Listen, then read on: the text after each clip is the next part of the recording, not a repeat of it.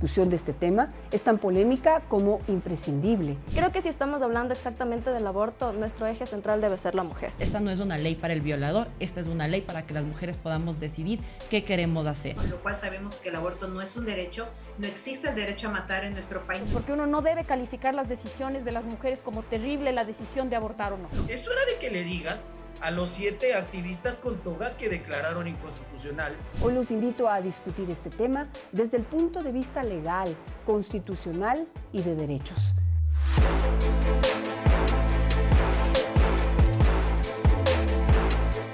Y hacemos contacto a esta hora de la mañana con Mario Pazmiño, exdirector de inteligencia y también pues es un analista y asesor en temas de seguridad.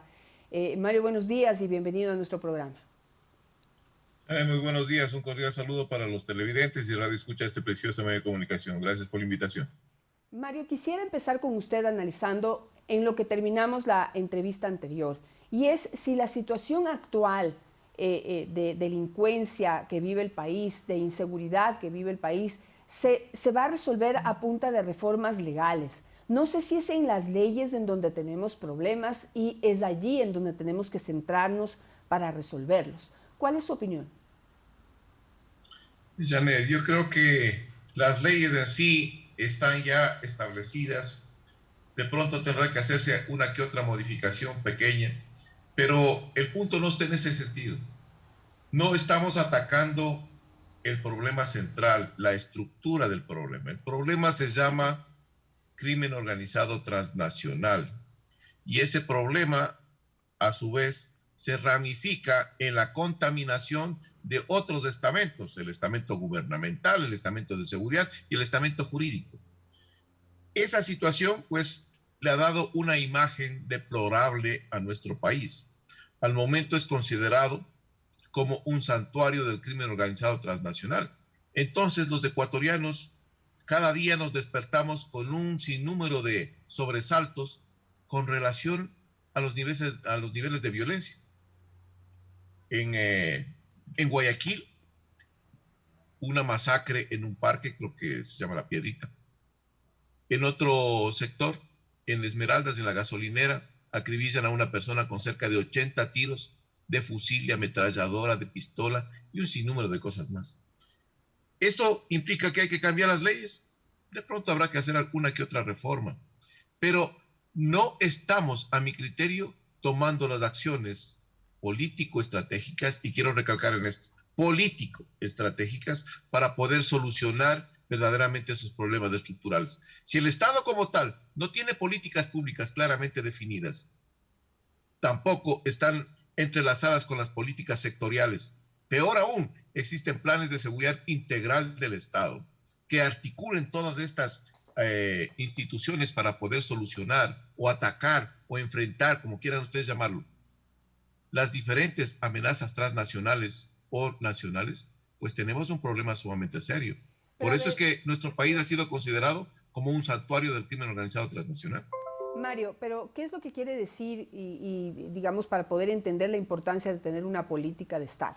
Una política de Estado, en este caso, tiene que estar orientada a organizar a todas las instituciones y no que cada una actúe por su lado como está ocurriendo en este momento. ¿Y qué más debería decir esa política de Estado? Porque uno a veces dice, ya se van a poner a organizar políticas de Estado, a crear documentos que en el papel pues resuelven todos los problemas, pero en la práctica es imposible de aplicar eso, porque no tienen financiamiento o porque no tienen el número de hombres necesarios para poder atender lo que el papel dice, o no están preparados para poder atender el tipo de crimen que usted ha señalado en este momento, que es un crimen transnacional que está afectando la seguridad en nuestro país.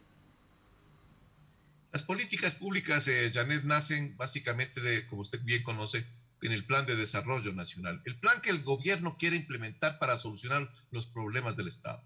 Y si en el Plan de Desarrollo Nacional colocamos ciertas políticas de seguridad en las que consideramos que la acción de la cárcel o las acciones que tenemos que tomar con relación al sistema carcelario es la solución a la panacea de la inseguridad, estamos completamente equivocados.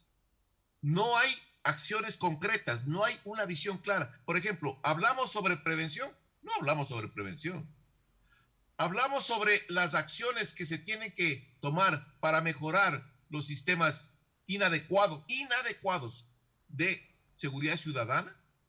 No hacemos nada de eso. Hemos tomado acciones para enfrentar frontalmente y en forma decidida el accionar del crimen organizado transnacional en nuestro país. No hemos hecho eso. Tomamos medidas parches, sí, para decir a la población, estamos haciendo esto, pero nos quedamos ahí, son medidas parches. Apenas estamos raspando un apéndice pequeño de este gran monstruo que se llama crimen organizado transnacional. ¿Qué se debería hacer? ¿Qué tipo de acciones se debería tomar para poder controlar en este momento cómo están y en los niveles en los que está este crimen transnacional derivado principalmente del narcotráfico? Janet, si usted me permite rápidamente para indicarle las recomendaciones que se le pasaron ya al presidente de la República y a los otros estamentos estatales, y están en los medios de comunicación, que me permití a través del observatorio plantearlos, son los siguientes. Primero, es necesario restablecer la Fuerza de Tarea Conjunta del Litoral Ecuatoriano, la Fuerza de Tarea Conjunta Esmeraldas, que dio excelentes resultados. En el año 2019 frenó el ingreso del narcotráfico, frenó el ingreso de grupos armados ilegales al país y hubo una contención importantísima. Alguien dijo, señores, ya las amenazas ya no son tan importantes, ya se redujeron las mismas. Equivocación total. Las amenazas más bien se han incrementado y al momento tenemos mayores problemas en la zona fronteriza. Primera recomendación. Segunda recomendación. Por nuestro país ingresa el 37.5% de toda la producción de cocaína de Colombia. ¿Cuánto es eso? 700 toneladas. ¿Cuánto hemos capturado? 200 toneladas. 500 toneladas siguen saliendo. ¿Por dónde salen? Por el puerto de Guayaquil sale el 52% de esas 500 toneladas. 35% sale por el puerto de Manta y por Manabí. El 12 o el 13% restante sale por el puerto de Esmeraldas y el puerto de Machala, Puerto Bolívar. Entonces, señores, si es que eso está saliendo por los puertos y aeropuertos, se tiene que generar la militarización temporal, hasta restablecer los niveles de control y seguridad y de penetración que tienen el crimen organizado en esas instituciones y en esas instalaciones. Y para eso el presidente de la República no tiene que pedirle permiso ni a la Corte Constitucional ni a la Asamblea Nacional. Eso es facultativo del presidente porque esas instituciones están a su cargo. Tercera recomendación. Hay un nivel de inseguridad e indefensión total en todo el litoral ecuatoriano, con especial atención en las provincias donde estas megabandas han proliferado y donde están las plataformas internacionales para sacar la droga. Por lo tanto, necesitamos la conformación de una fuerza de tarea conjunta para hacer frente a esta amenaza con dos misiones. La primera, hacer frente al crimen organizado transnacional, que no se lo ha hecho hasta el día de hoy. No hemos hecho nada con relación a esa situación y nos quejamos del incremento de inseguridad en las cárceles y el incremento de inseguridad en las ciudades. Segundo, restablecer los niveles de seguridad que tanto necesita la población costanera. Esto es una situación completamente desbordada en inseguridad. Cuarta recomendación. Es necesario cambiar el concepto erróneo de que la Policía Nacional es la panacea para solucionarnos el tema de la seguridad ciudadana. Equivocación total, señores. La Policía Nacional fue desbordada hace mucho tiempo atrás por el crimen organizado, por la delincuencia común. Entonces, necesitamos cambiar ese sistema. Necesitamos cambiar esa estrategia que utiliza la Policía Nacional en base a los circuitos y subcircuitos que fueron instalados en el tiempo de Rafael Correa para concentrar a la policía haciendo un sinnúmero de cosas y para tenerle engañada a la policía y ocupada a la policía presentando un sinnúmero de casos. Cada caso, señores, es un problema para la Policía Nacional. Hay que cambiar a otro sistema. ¿Cuál es el sistema? El que utiliza Israel. Se llama presencia disuasiva permanente. ¿En qué consiste, Janet? En integrar todos los componentes de seguridad. Fuerza terrestre, fuerza naval, fuerza aérea, Policía Nacional, Fiscalía General del Estado, sistemas de inteligencia, Policía Metropolitana, empresas de seguridad privadas, todas ellas previo a una selección adecuada, equipamiento y entrenamiento, para conformar lo que se denomina estas fuerzas de resistencia antidelincuencial o fuerzas de reacción antidelincuencial. Esto tiene que hacerse en base a georreferenciación del delito. ¿Dónde están los problemas? Y tiene que hacerse patrullajes permanentemente, 24 horas, 7 días de la semana, 365 días del año. Este es el cambio de dinámica que se necesita en ese punto. Sexta recomendación. Es necesario que el presidente de la República realice una reestructuración total del sistema de inteligencia y contrainteligencia. Hace unos días atrás, el señor embajador de los Estados Unidos habló sobre los narcogenerales, luego ampliaron a los narcofiscales, narcojueces y tanta cosa. Ya mismo salen los narcofuncionarios públicos. Entonces, señores, ¿qué es lo que le está diciendo el embajador? Le está pegando un jalón de orejas al Estado ecuatoriano y le dice, señores, su sistema de inteligencia y contrainteligencia no sirve para nada. Y para los que no entienden lo que es contrainteligencia, son todas las acciones y medidas que utiliza el Estado como tal a través de esta actividad de contrainteligencia para evitar la penetración del crimen organizado sobre las estructuras estatales, que no lo han hecho. Como no lo hacen, entonces somos muy permeables. Sí. Hay que hacer una reforma judicial. ¿En qué sentido, señores? En el sentido de que hay que seleccionar de mejor manera jueces. Jueces que algunos de ellos, cerca de 370, si no estoy mal yo, están implicados en un sinnúmero de procesos investigativos, para que la ciudadanía tenga la confianza de que cuando un juez toma un caso, pues lo haga en forma transparente. ¿En beneficio de quién? ¿Del delincuente? No, señores. En beneficio de la sociedad ecuatoriana. Porque hay que decir las cosas como son. Es un pésimo precedente lo que acaba de pasar con el señor cabo de policía Santiago Olmedo, creo que es el apellido, en donde los jueces pues lo sentencian y dicen que los delincuentes fueron las almas de Dios que no tuvieron ningún problema. No, señores, le están diciendo a la fuerza pública que no actúe, porque el rato de actuar van a ir presos. Aunque el gobierno actualmente, el señor presidente de la República ha dicho que todas esas situaciones van a generar una unidad o un contingente para defender a los policías. Sí, pero el problema es el siguiente, que esos policías van a estar presos, pues. Entonces, por favor, estas cosas tienen que ser analizadas en un marco mucho más amplio. Y Mario, último, recomendación. Sí. Hablamos del COSEPE, Consejo de Seguridad Pública y del Estado. La pregunta, ¿tenemos un órgano que articule las decisiones que se toman allá? No, señores. No tenemos un coordinador o una coordinación o una secretaría que verdaderamente integre todas estas disposiciones y haga el seguimiento de las mismas. Eso es parte de las políticas públicas y de la planificación integral del Estado. Entonces, si no hay eso, tenemos un problema gravísimo. Mario, sin embargo, al momento, pues usted ha expuesto una serie de recomendaciones para poder lograr esta reestructuración del sistema y poder atacar de una manera mucho más integral y pues efectiva, se esperaría, del tema del crimen organizado. ¿Qué es lo que ha dicho públicamente el presidente? No sabemos qué se está haciendo tras bastidores. Primero, cambia al comandante general de la policía. Le da las gracias a Tania Varela y llega este nuevo comandante de la policía, ahora no me acuerdo el nombre, Rosero creo que es el apellido. Pero bueno, hay este cambio. Segundo, manifiesta que va a pedir un cambio en la normativa y va a definir o va a crear el delito de terrorismo en las cárceles. Entonces, eso no sé qué tan efectivo sea, quisiera su criterio. Y por último, dice en la ciudad de Guayaquil que le va a entregar $9 millones a la ciudad de Guayaquil para que compren más camionetas y más, digamos, infraestructura, elementos para que la policía pueda hacer un combate mucho más efectivo de esta delincuencia organizada.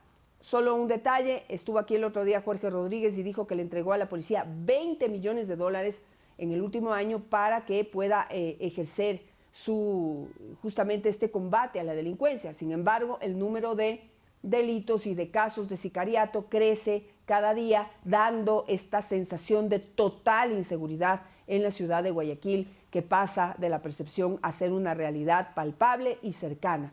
Entonces, ¿cómo ve usted la toma de estas tres medidas que hemos mencionado? Son medidas parches, Janet. El gobierno puede tener la buena intención de dar una imagen de que se está haciendo algo. Se está diciendo que se van a incrementar 11.000 personas. Un pie de fuerza mucho más grande para la ciudad de Guayaquil. Sí, pero ¿eso soluciona en sí el problema? No soluciona, porque vamos a seguir con los famosos circuitos. Y estamos creando al momento un problema mayor, porque fíjense las declaraciones que se piden que los hoteles ayuden a recibir a los policías, que las empresas y las industrias colaboren con la gasolina, con los repuestos para los patrulleros. Esa es responsabilidad no de la sociedad, señor. Esa es responsabilidad del Estado ecuatoriano.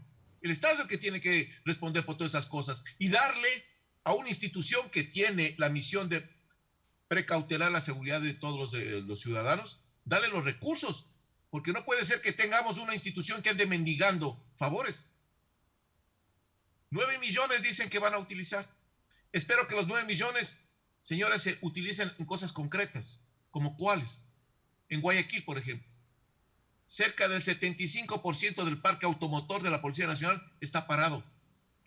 Cuentas y cuentas de la cantidad de combustible que deben. Y un sinnúmero de problemas más. Pero entonces, ¿qué han hecho con los 20 millones que les dio la alcaldía? También eso tienen que rendir cuentas. Si quieren pedir más, tienen que también presentar cuentas y presentar resultados. O sea, 20 millones versus los 9 millones que ahora le está dando el gobierno no es cualquier cosa. Sí, estamos hablando de más del doble. Sin embargo, siguen con los carros dañados. O sea, son también como un saco sin fondo, ¿no? No hay dinero para financiar. Ese es el punto. Es que aquí seguimos pensando, y permítame que siga recalcando en el tema, seguimos pensando en que la solución al problema de inseguridad de la sociedad es la Policía Nacional. No, señores. La Policía Nacional está contaminada, por un lado, está penetrada, por otro lado, igual que las Fuerzas Armadas. Son parte de la estructura de penetración del crimen organizado. Entonces, necesitamos articular estas organizaciones o estas instituciones en otro tipo de componente estratégico para poder actuar, tomar otras acciones, porque si seguimos como estamos, podemos poner 50.000 policías allá y seguimos con los famosos circuitos, subcircuitos y tanta cosa más, o los famosos controles de armas, eso no va a dar resultados, señores. Lo que va a hacer es lo siguiente, y lo doy por firmado. Van a tener los 11.000 personas, este pie de fuerza en Guayaquil, 15 días, 2 semanas máximo, se va más o menos a pacificar la zona, más o menos, porque esos delincuentes van a comenzar a salir un poquito hacia afuera. Una vez que ya han pasado los 15 días, nuevamente esto va a retomar con mayor ímpetu. ¿Por qué? Porque seguimos haciendo este tipo de acciones o estrategias que no dan ningún resultado, señores. Eso es lamentable y eso hay que decirlo claramente. Entonces yo creo que hay que tomar otro tipo de acciones y son las que me permito plantear en este tipo de recomendaciones. Y el Estado tiene ese tipo de facultad. Analicemos mucho más detenidamente esta decisión de declarar o pedir que se cree el delito de terrorismo dentro de las cárceles. No sé si el problema para controlar las cárceles va de la mano de las leyes o el endurecimiento o creación de estos delitos.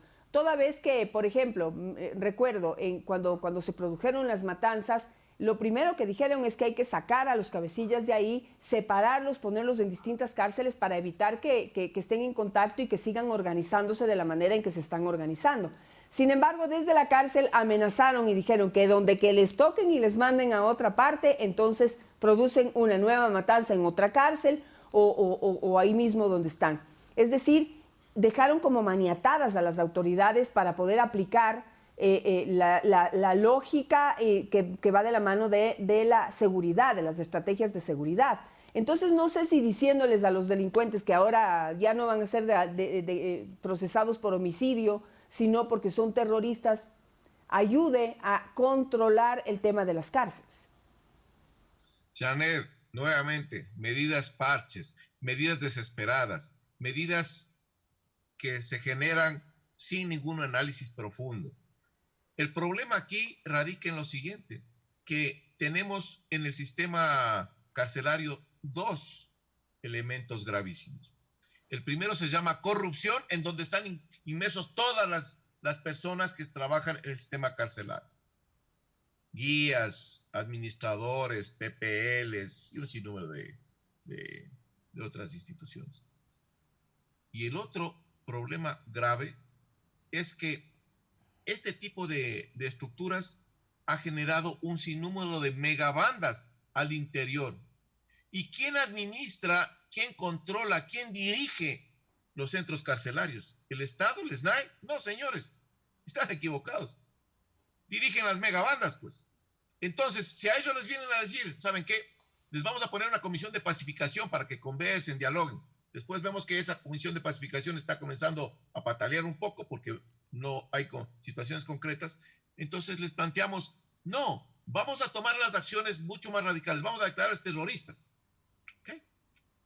¿Eso va a pacificar? No va a pacificar, porque el problema no es ese, señores. El problema está en los carteles que organizan, dirigen y conducen el accionar de las megabandas. Por eso digo yo, es necesario combatir la estructura. El problema carcelario, distinguida Janet, es apenas un apéndice pequeño. Para nosotros como país es una cosa inmensa, pero es apenas una cosa chiquita dentro del de la gran estructura del crimen organizado. Le pongo otra situación. Al momento estamos hablando de carteles y estamos hablando de megabandas. Hablamos nosotros sobre quién controla el narcotráfico para Europa, para los otros continentes.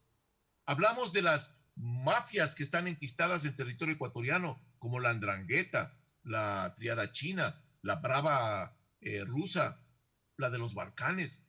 ¿Hablamos de eso? ¿O ustedes creen que los carteles mexicanos para sacar la droga hacia Europa lo hacen libremente? No, señores. Lo que pasa ahí es que tienen que pedir autorización a esas mafias para que les permitan ingresar a Hamburgo, un centenar de muertos. a otros países. La policía de Ecuador informó sobre la situación y aclaró que de inmediato logró neutralizar la acción, por lo que por el momento se mantenía el control y el orden en el centro carcelario que se encuentra en el puerto de Guayaquil. En ese mismo lugar, con 8.500 personas y un hacinamiento que llega según cifras oficiales al 60%, el martes se desataron enfrentamientos armados entre bandas rivales con nexos con el narcotráfico internacional, que se disputan el poder. El saldo fue de al menos 118 muertos, 6 de ellos decapitados y 86 heridos, en lo que constituye una de las peores masacres carcelarias en la historia de América Latina. El viernes, el gobierno desplegó 3.600 militares y policías en todo el sistema penitenciario para garantizar la seguridad en esas instalaciones. En un comunicado de su oficina en Quito, la ONU... Su opinión, porque si bien el crimen transnacional relacionado con estas mafias y con el narcotráfico es quizás el que más problemas está causando, el que más violencia está causando. En Guayaquil tenemos muchísimos casos de sicariato y la gente también tiene que entender el problema en contexto. Cuando hay un problema de sicariato hay generalmente es por vendetas, por malos arreglos, por incumplimientos en torno al tráfico de drogas, en donde la persona que es, víctima de ese sicariato normalmente tiene algo que ver con ese delito.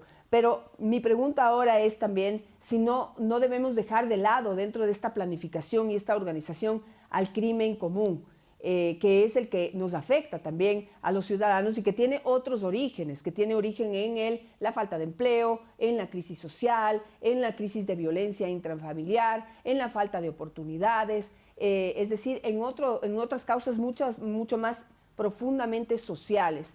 Pero, es decir, no podemos solamente voltear todos los esfuerzos y la mirada hacia el crimen transnacional. ¿Usted coincide en que no debemos olvidarnos también de la delincuencia común y sus orígenes? Completamente de acuerdo, Janet. Hay una cosa que usted acaba de topar que me parece interesantísimo y que no se lo dice. 2 potenciadores son los que generan la mayor actividad delictiva en el país y viene desde mucho tiempo atrás. No es una cosa que yo lo diga y es una situación actual. Los 2 potenciadores son la pobreza y la mala distribución de la riqueza. Estos 2 potenciadores son los que utilizan el crimen organizado, la delincuencia común, para reclutar gente y de esa manera comenzar a trabajar y hacer acciones delictivas. Pero la delincuencia común, si bien es cierto, tiene otros orígenes, como usted bien lo analiza, pero esa delincuencia común, para operar en una zona, necesita el visto bueno, la protección y la información de una megabanda. la megabanda, voy a poner un ejemplo, que opera en el sector de la zona 8, cualquiera que sea esta megabanda, va necesariamente a reclutar a estas bandas pequeñas que son delincuentes comunes para ejecutar estas acciones y operaciones. Entonces está ligado directamente esta con las otras, aunque tengan un origen completamente diferente, pero al final se van a unir y se van a fusionar. Perfecto, muchísimas gracias a Mario Pazmiño por estar esta mañana con nosotros analizando a profundidad este tema de la seguridad de nuestro país y la necesidad de hacer cambios, sí, pero no parches, como dice el coronel Mario Pazmiño, sino ir a lo más profundo, a reorganizar el sistema, a coordinar las fuerzas policiales y militares para poder tomar acciones mucho más efectivas y organizadas en contra de la delincuencia organizada, que es la que principalmente nos está afectando en este momento y que, como dijo Mario Pazmiño, pues está siempre conectada con la delincuencia común, a pesar de que tienen quizá distintos nortes, distintas causas, distintos orígenes, pues al final se juntan para poder causar este problema de inseguridad en nuestro país. Así que pues es un tema que debe ser analizado con mucha más precaución, con mucha más profundidad y ir más allá de las medidas que públicamente se han anunciado. Antes de terminar, quisiera referirme a un tema que en este momento está en redes sociales y al que yo hice también referencia. Anoche puse un tuit y quisiera leerlo textualmente para poder aclararlo, y ahora lo hago también pues desde mi red social. Pero yo decía anoche, más impuestos, el Consejo Provincial de Pichincha nos va a cobrar el 50% del valor de la matrícula vehicular 2022 como contribución especial para reparar las vías de la provincia.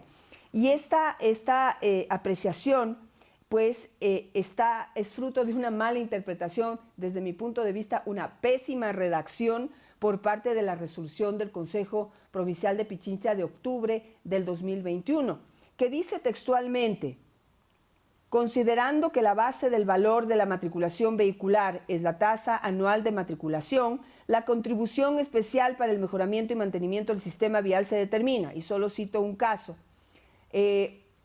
vehículos particulares, el Estado, cuenta propia, nuevos, usados. El 50% del valor determinado en el tarifario anual de la Agencia Nacional de Tránsito para esa categoría de vehículos. Y todo nos llevaba a interpretar que nos iban a cobrar el 50% de lo que pagamos anualmente como valor de la matrícula total. No es así, y ahora lo corrijo también en mi red social. Lo que dice en un mensaje que me envía el Consejo Provincial es lo siguiente. Dice: informamos a la comunidad que a fin de mejorar la movilidad en la provincia, el 7 de octubre del 2021 el Consejo Provincial aprobó la ordenanza para la creación del Fondo Especial para Mejoramiento y Mantenimiento Vial.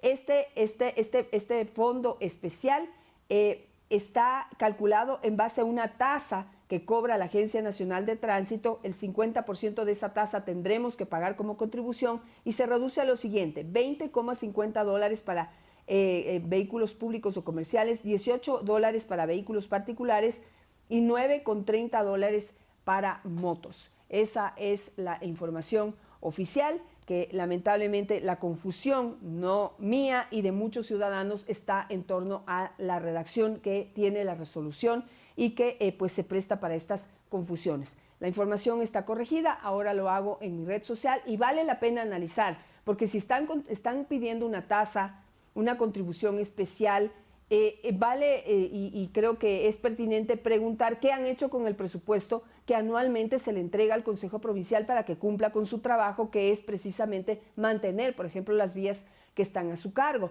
Si no le alcanza el dinero, ¿qué ha hecho con el dinero? Y no es que estoy dudando de que tal vez lo desviaron o se lo robaron, pero es importante saber qué hicieron con el dinero y por qué ahora están pidiendo esta contribución especial, que por más que sea, digamos, ya se reduzca de lo que pensábamos que nos iban a cobrar, que sea de 20, 18 o $9, sumado en todos los vehículos de la provincia de Pichincha, genera un presupuesto importante. ¿Qué van a hacer con ese presupuesto y quién lo va a controlar? Y principalmente, ¿por qué lo están solicitando? ¿Acaso lo que se les asigna como presupuesto no les alcanza? Importante que rindan cuentas, porque desde que la señora Paola Pavón está en problemas legales y lleva un grillete en el tobillo, pues no se le ve. No se le ve, no rinde cuentas, no da entrevistas y pues no se sabe qué es lo que está haciendo, en qué está invirtiendo el dinero, qué obras ha hecho, cuál ha sido su trabajo. Importante en este momento acordarnos que tenemos prefecta y que tenemos una prefectura que debe rendirle cuentas a pues los mandantes, en este caso de la provincia de Pichincha. Con esto me despido, que tengan un excelente día, espero que las entrevistas que hemos hecho hoy les sirvan a ustedes para su reflexión. ¿Hasta dónde pueden llegar los policías en esta tarea de defensa de los ciudadanos y combate a la delincuencia? Hay reglas que hay que respetar. Sin embargo, si los policías no lo tienen claro y pasan cosas como lo sucedido en el 2019 con el caso de Diana Carolina en Ibarra, que fue asesinada frente a decenas de policías que apuntaban al delincuente pero no fueron capaces de actuar.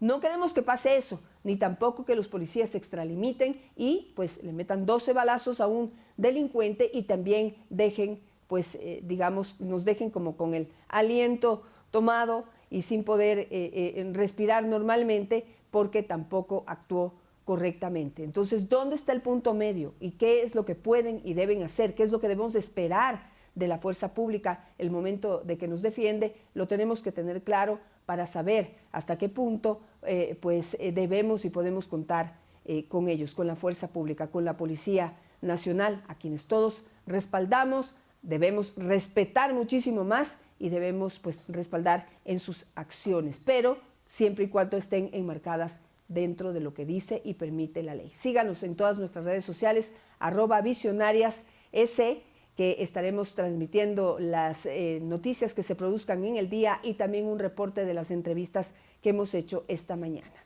Los espero mañana. Y bueno, mañana no se pierdan el estreno de Sexto Sentido, no me quiero ir sin eso. Nuestra mesa de debate, Sexto Sentido, se debaten los temas que pues están en la palestra pública, que están en coyuntura, otros que son de interés general, los discutiremos en esta mesa de debate a la que pertenecen 4 mujeres de manera permanente, pero también invitamos a analistas y expertos en los distintos temas. ¿Cuál va a ser este primer tema que vamos a analizar? La despenalización del aborto por violación. Un tema polémico, pero necesario. Tenemos que discutirlo de manera necesaria, tenemos que informarnos y tenemos que tomar posiciones frente a la realidad inicial, que es que en nuestro país hay demasiada violencia intrafamiliar y las mujeres son permanentemente afectadas en su seguridad, violentadas, y muchas de esa violencia termina en embarazos pues no deseados y que tienen que tener una alternativa. Ojalá no tengamos que pensar en el aborto como la solución. Yo no lo planteo de esa manera. Yo quiero que el problema se analice en su contexto, porque más allá de que se pueda despenalizar el aborto, es decir, que las mujeres no vayan a la cárcel por haber abortado luego de una violación, tenemos que tratar el problema de la violación. Ya no queremos que haya más violaciones, no queremos que haya más víctimas. ¿Qué podemos hacer como sociedad? Véalo, mañana, 7 de la noche, discutido con Sexto Sentido, aquí en Visionarias.